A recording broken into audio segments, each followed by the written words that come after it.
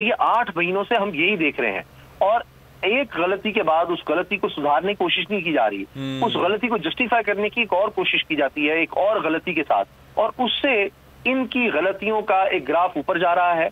मईशत का आप देख लें, ये जो कह के आए थे महंगाई मुकाओ, वो इनके खिलाफ एक पूरी चार्जशीट अवामी बन चुकी है।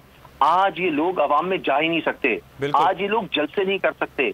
अवामी आप सोचिए, इसीलिए तो इलेक्शन से भाग रहे हैं। उसामा, आप हमारे साथ मौजूद रहिएगा। माहिर कानून अजहर सिद्दीक साहब ने भी हमें ज्वाइन किया। बहुत शुक्रिया अजहर साहब आपके वक्त का। अजहर साहब, इससे पहले हम बड़ा टेक्निकल पॉइंट डिस्कस कर रहे थे कि जो गवर्नर ने डीनोटिफाई किया है वो वजीर आला को किया है, जबकि इजलास बुलाने का कहा गया था स्पीकर को। स्पीकर ने कहा कि इजलास के ऊपर इजलास नहीं बुला सकता। अब इस सारी सूरत हाल में वजीर आला की क्या गलती हो गई जो उनको डीनोटिफाई कर दिया गया? स्पीकर से कहा गया था इजलास बुलाने का, इजलास उसने नहीं बुलाया। अच्छा, इसी चीज को सामने रखते हुए मैंने सदर पाकिस्तान और वजीर आजम को गवर्नर को आइन के आर्टिकल 101 के तहत हटाने का मैंने लिख दिया है बाकायदा। उसमें 3 वजूहात हैं। सबसे पहली बात है कि आइन के आर्टिकल 130 सब आर्टिकल 7 की प्रोविजन ही पूरी नहीं हो सकी। उन्हें मुतमिन करना है कि इसलिए कि वजीर आला के पास अक्सरियत नहीं है। भाई आपने कोई एक चीज देखी हो तो मैंने की कहानी तो बयान कर दी, आपने कोई ऐसी बात नहीं हो, फिर आपने इजलास बुलाना है।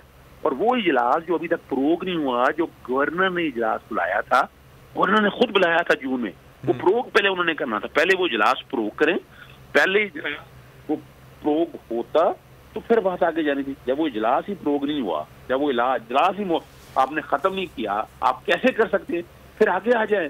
फिर स्पीकर ने इस इजलास को एडजर्न कर दिया है 23 के लिए। कोई वजीर आला तो आए नहीं, या तो वजीर आला अंदर आते तो फिर तो बात सामने आती थी। वजीर आला जब असेंबली के अंदर मौजूद ही नहीं, ना कोई वोटिंग के हवाले से बंदा मौजूद था, तो आप किस बुनियाद पर हटा सकते हैं? और इसी चीज को अगर सामने रखे, देखें आइन को तोड़ा, फिर मंजूर भट्टू का केस देख लें। फर्ज करें आप चाहते भी थे, अगर आपका ये काम था इतना, तो आपको तो फौरी तौर पर अगर आपको काम करना चाहिए था। आपको तो क्या करना चाहिए था, यानी आपको फौरी तौर पर बाकायदा जो कानून और आइन के तहत जो है आपको इजलास प्रो करते, नया इजलास बुलाते और नया इजलास बुलाते और नए इजलास में आप एतमाद की बात कर देते। लेकिन अब तो तहरीक अदम एतमाद के आ चुके हैं और 23 के लिए तहरीक अदम एतमाद आ जाएगी। ये मामला नोटेड डाउन, ये हमारी आला अदालतें इसको सेटिस्फाइड कर देंगी। गवर्नर ने अपने इख्तियार का तजावुज किया, अपना हलफ तोड़ा है उन्होंने, आइन के आर्टिकल 4 और 5 की वायलेशन की है।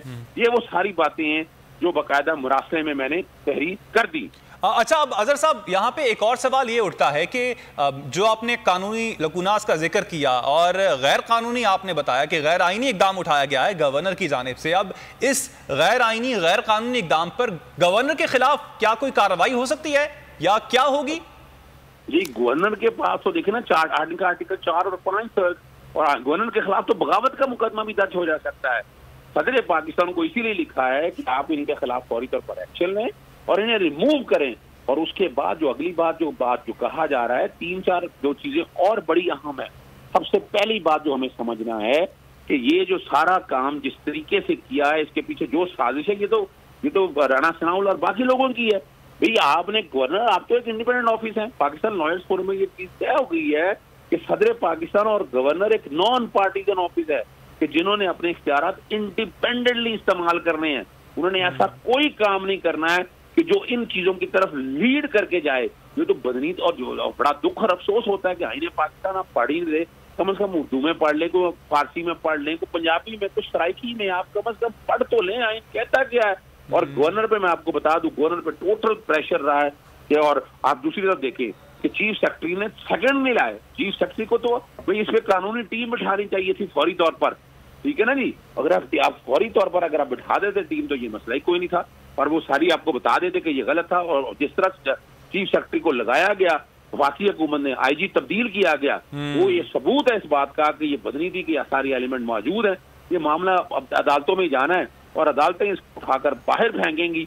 और अब अभी भी चाहिए था कि अगर अक्लमंदी का मुजाहरा करते, इजलास प्रो कर देते, यहाँ इजलास बुला लेते। लेकिन अब तो जो कि अदम एतमाद तहरीक आ चुकी हुई है ना, अब तो सारा मामला बैठकर सेटल डाउन करना है तहरीक अदम एतमाद ने। और ये मामला अदालतों में कल जुमा है, कोशिश होगी कि सुबह एज अर्ली एज पॉसिबल जो है ना वो पिटीशन वगैरह दायर कर दी जाए और कल इस केस की समाअत हो, जो बैठ के सारे मामले को देखें। अजहर साहब, एक और चीज आपसे पूछना चाहूंगा। गुज़श्ता रोज राना सनाउल्लाह का बयान आपने भी देखा होगा, वो भी गवर्नर राज की बातें इससे पहले भी करते रहे हैं, अब तो बाकायदा बड़ी शद्दोमत से टाइमिंग भी दे रहे हैं कि 2 से 6 महीने तक गवर्नर राज भी लग सकता है। इस तरह की कोई पॉसिबिलिटी आप देखते हैं, या फिर अगर लगाने की कोशिश की जाती है तो कानूनी तौर पर, आईनी तौर पर क्या किया जा सकता है? देखिए, मैं एक बात आपको बता दूं, पहली बात तो बड़ी वजाहत के साथ ये समझ लीजिएगा कि इस वक्त गवर्नर राज लग नहीं सकता। 3 रीजन हैं। एक तो ये है कि गवर्नर ने सेटिस्फाई करना है सदर पाकिस्तान को। आइन के आर्टिकल 232, 234 के तहत सदर पाकिस्तान को लिखेंगे, और ना कोई इंटरनल डिस्टर्बेंस है, ना कोई एक्सटर्नल एग्रेशन है। तो यहाँ तो ऐसे हालात और वाकयात है ही कोई नहीं है कि जो गवर्नर राज की तरफ लेके। हाँ, एक पॉसिबिलिटी है कि आप नेशनल असेंबली का इजलास बुलाएंगे, वहां बैठ के बैठे, वो रवायत अगर आप बनाना चाहती हैं तो वो अब रवायत आप बुला लें, आपको किसी ने नहीं रोका। लेकिन अभी आपके पास कोई जस्टिफिकेशन ऐसी मौजूद नहीं है कि जो इसको, मैं तो हैरान इस बात पे हूँ कि इस मुल्क का वजीर आजम कहाँ गया है? उस वजीर आजम को कौन कौम के सामने इत्मीनान है, उनको बताना चाहिए कि ये कुछ क्या हो रहा है। यानी मेरा जहां तक ख्याल है, ऐसा काम कभी गैर जमहूरी दौर में भी नहीं हुआ, डिक्टेटर में नहीं हुआ, जो इस दौर में अब तक ये 8 महीनों के अंदर हमने वो सारा काम देख लिया। और जिस तरह आइन के साथ खिलवाड़ किया गया है, आइन को रोंदा गया है, आइन को ये रोंदने का जो है ना काम, मेरा नहीं ख्याल है इसकी किसी तरह भी आइन में गुंजाइश मौजूद है। अजहर साहब हमारे साथ ही मौजूद रहेगा इस वक्त deputy speaker Punjab assembly वासिक Qayyum साहब ने हमें ज्वाइन किया। बहुत शुक्रिया वासिक साहब आपके वक्त का। वासिक साहब, इससे पहले कि मजीद किसी बात पे आपके कमेंट्स लूं, सबसे